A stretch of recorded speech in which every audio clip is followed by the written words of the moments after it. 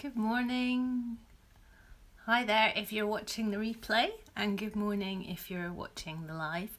I'm Maddie Harvey. I'm a knitwear designer and knitting teacher based in Edinburgh, and I love helping knitters develop their creativity and confidence through my knitting patterns and kits and workshops. This is my weekly Thursday morning video, knits and cake for breakfast. I've had a couple of weeks off, so I'm surprised all of that introduction stuff came back to me so quickly. And the idea behind these videos is, before lockdown and coronavirus, I was hosting a weekly knit night that I would always do baking for on a Wednesday night. So on a Thursday morning I would usually have a bit of the leftover cake for my breakfast. And I got into a habit of baking every week, so I've been trying to keep that up a little bit. So I share what I've been baking and what I've been working on, some kind of behind the scenes stuff, and then I will give you some top tips or a little tutorial. And today I'm going to give you some top tips for swatching for new projects. So I haven't done any baking this week. I had a birthday earlier in the week, so I am eating a bit of birthday cake, which was a bought cake just from the supermarket, but it was quite a decent one. It's very chocolatey, and it's got kind of fudgy icing, so that was good, and it's not too big either, so then it's not mountains and mountains of cake, although my kids have been helping me with that, and I've got my cup of coffee. Now, I've been working on a lot of stuff the last couple of weeks that I can't actually show you. One thing is the sample for the mystery knit along, which is happening in May, which is a shawl knit along. So obviously that's top secret. And then the other things I've been working on are collaborations with yarn companies. So they're a bit top secret as well. I have done a little bit of work on my Har shawl, which was in the last issue of the Knitter. This one, the original sample from the magazine, was in lace weight, but I'm doing this one in 4-ply, and I'm using some mohair for the main colour, and then the contrast colours are the oh, I've forgotten the name of the yarn. That's not very good. I'll put it in when I do the subtitles later. I'll add it in. And yeah, I've blocked it. I just started it and I wasn't sure if I should have gone up a needle size, so I blocked it, and I'm quite happy with the feel of that now. And I've finished doing the increasing section, so now I'm knitting on the bias, so I'm increasing at one side and decreasing at the other side, which is quite nice. So yeah, that's coming on. It's quite a big wrap shawl, so that's going to take me quite a while to do, but that's fine, because once you get into the pattern it's quite memorizable, so it's not so bad. And I have got some yarn to show you, because I can't show you what I've been working on so much. So one of my sisters quite often buys me yarn for my birthday. So I don't know if she's been watching this or if she must be following me on Instagram or something. Anyway, she has obviously worked out that I like Whistlebear yarns. So a parcel came with some of their Cheviot Marsh 4-ply. So I've got this lovely one, which is one of my favourites, which is All at Sea, which is a sort of a navy. And then this one, this lovely pinky, purpley pink, which is very spring-like, which is called Dawn's Promise. And then two little minis to go with it. So this one is, I think the names are on the inside of the minis. Yeah, that one is Hedgeberry, which is a sort of purpley burgundy colour, and this one, which I have some of this in my stash already because I love it, Merlin Mist, which is a sort of pale pinky purple, dusky. It's really muted. It's quite hard to explain what that one's like. It's quite true how it's coming up there. Big bobble head. Yes, she is a lovely sister. And yeah, it was quite nice to get a surprise parcel from Whistlebear, although it was a bit confusing because I thought, I don't think I've ordered anything, and I know we've not got any design plans coming up. Why am I being sent yarn from Whistlebear? But it all became clear later on. So they all go really nicely together. So now my head is kind of whirring of what I can make, because I think I'll probably design something with these. And actually I've got a stitch pattern in mind as something that I was swatching for something else that didn't work out. So that's quite nice to have those for that. And then the other thing, which was very exciting, which arrived a couple of weeks ago, was I had an email from Miss Babs Yarns, who are in the States, asking me if I would like to do a collaboration with them, which was just amazing and completely out of the blue. So I've been emailing back and forth with them, and they sent me a big parcel of yarn to do some swatching and playing around with, which was super generous of them. So I'm going to show you what they sent me. I had a little look on their website, but they've got so much yarn. It's amazing. If you've ever, go and have a look, because they do so many gorgeous colourways, and they have lovely solids and also lovely sort of variegated yarns as well. Now this is a bit crinkly. Okay, so I've got these three that they sent me, which is their Yummy 2-ply base, which is superwash merino, and it's 4-ply, so 365 meters to 100 grams. So that's the variegated one.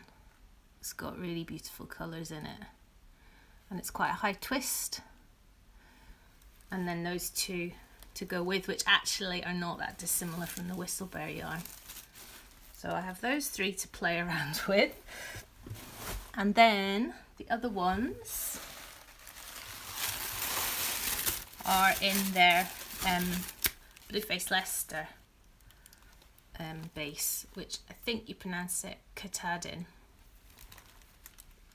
and that's 400 meters to 100 grams. So that's the variegated one, and then there's two solids to go with. There's this one, and then there's this lovely purple.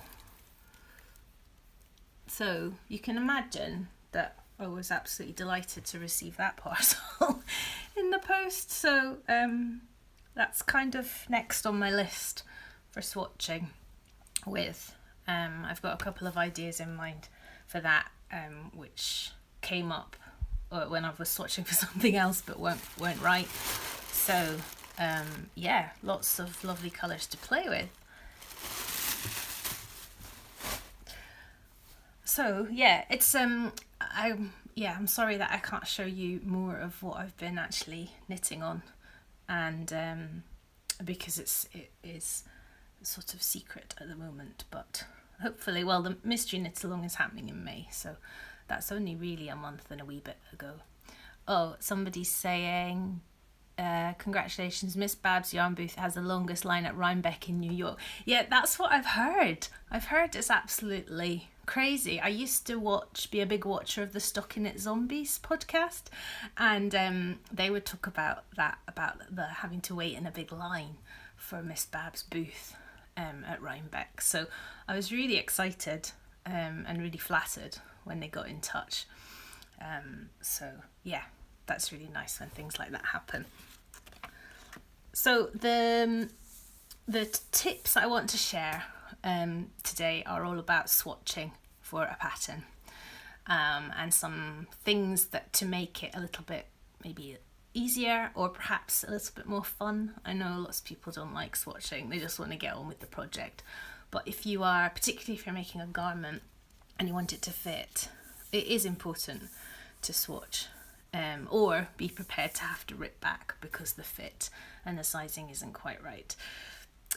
So I'm going to show you a couple of little samples of swatching and what I mean, but I've got 5 tips to share with you. So the first one is to make sure that you check what pattern the gauge has been measured in, whether it's stocking stitch or whether it's the particular pattern for the thing that you're making, whether it's garter stitch or some kind of slip stitch pattern or a cable pattern. And then you need to work out how many stitches to cast on. So what I would suggest is, whether you actually use the chart to do the instructions or not, the chart is quite a good way to work out how many repeats, how many stitches are in each repeat of something. So if you're going to, if the gauge isn't just in stocking stitch or garter stitch, you might want to look at the chart to work out how many stitches you should cast on to get the pattern repeat into your swatch. And then you need to add in some edge stitches. So here's a swatch here.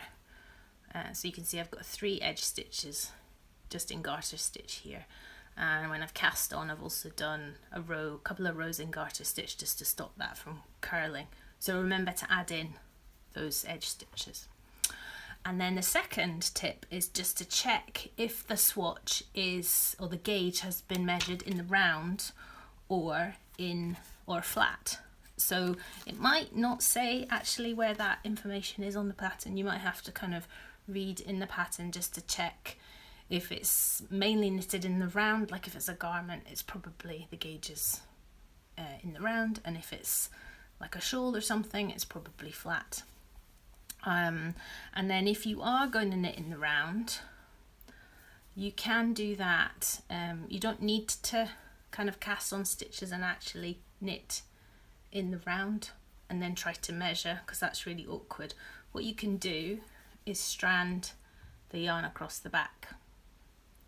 Okay, so then you're always knitting on the right side of the fabric, which is what you would do when you knit in the round. You don't ever turn to work the wrong side. So I'll show you with this, with my knitting here. But if you have just finished the row, what you do then is you need to do it on a circular needle or a double pointed needle. But you basically, what I like to do is wrap it around my hand, then slide the stitches back along to work the right side again, and just keep the strand quite loose across the back, and then start knitting across the front again. So what you end up with your swatch is all these strands here, but if you keep them loose enough, then you can still lay it flat to measure. If you make it too tight, you might have to cut the strands here, and then you wouldn't be able to reuse the yarn, because let's face it, everybody has had a situation where you've had to unravel your swatch because you've almost run out of yarn. And you know, it's good to be able to do that. If you make the strands too tight, you won't be able to reuse your swatch. So that's swatching in the round, where you don't actually have to be in the round. That's quite a handy thing to know how to do. And then the other thing that I would suggest, tip number 3, when you're doing your swatch, is just to also maybe swatch any ribbing or any little trims that are on the pattern. You can, just finish off your swatch. Instead of doing like this has got a garter stitch at the bottom, you could maybe go down a needle size or whatever the pattern instructs you to do for any ribbing or trim, and do that in the smaller needle size at the bottom of your swatch, just as a little practice and to see if you like how that looks. Or if the pattern has got any fancy patterning or anything, you could do your sort of plain swatchy bit here, then you could practice a bit of the patterning, and then you could do your trim. That's a good idea to do if the pattern has got a technique that's maybe new to you, is just have a little practice. So this is a little swatch. This is shaped at the top, you wouldn't need to do that, but say the gauge is in this pattern, I'll make a little swatch, and then at the bottom I've done the 2-colour rib there at the bottom, and I've done that on the smaller needles. You can kind of see it's pulling in a bit. So that's a good idea to do, especially if you're not sure about how to do the patterning. You could have a little practice. So it's treating the swatch not just something for measuring the gauge, but also something for doing a little practice of the techniques that are in the pattern. And then the fourth tip is to wash your swatch and then block it, pin it out or whatever, and do that in the way that you think you're going to treat the final garment or shawl or whatever. So if you're using superwash yarn and you're going to put the finished jumper in the washing machine, do that with the swatch.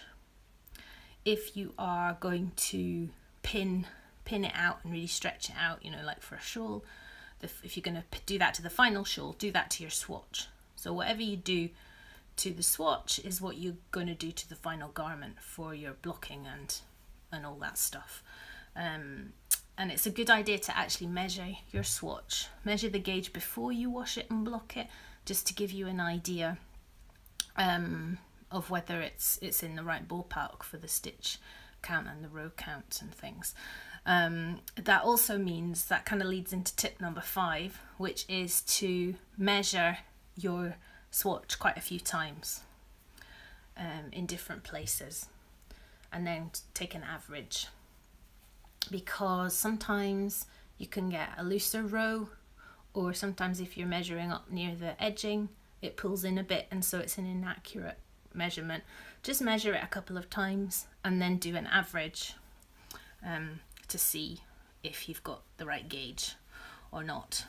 And if you have measured before you wash it and block it, then once you start knitting the actual garment or the item, you can check as you're going to see if you're still on gauge, because sometimes what happens is if you do a square, your gauge can be quite different over this small area than it can be if you start knitting a whole jumper and it's a bigger area, and when you get into the project you can kind of relax a bit and you tend to knit perhaps a little bit looser. So it's a good idea to check your gauge as you go, but obviously when you're knitting that's not blocked or washed or anything. So if you've measured your gauge of your swatch before you wash it and block it, you will have that as a kind of ballpark figure for when you are knitting the actual item. So I don't always remember to do that. But if you can get into the habit of doing that, it's really handy, because it is good just to check when you actually cast on your real thing, your real item. It's really good to be able to check that you are on track there with the gauge, because you don't want to knit half of it and then realise your gauge has changed between the swatch and the actual knitting. So hopefully that has helped. If you've just joined the live video, I'm just about to finish up, but the replay will be available later today on my IGTV channel or on my YouTube channel. And I'm going to be teaching on Sunday at Vogue Knitting Live, which is very exciting. You can still get tickets. There are literally hundreds of workshops, lectures. There's an amazing marketplace. So if you just did an online search for Vogue Knitting Live, you'll find the website. And I'll be back next Thursday for another episode of Knits and Cake for Breakfast. Okay, enjoy the rest of your day. Bye.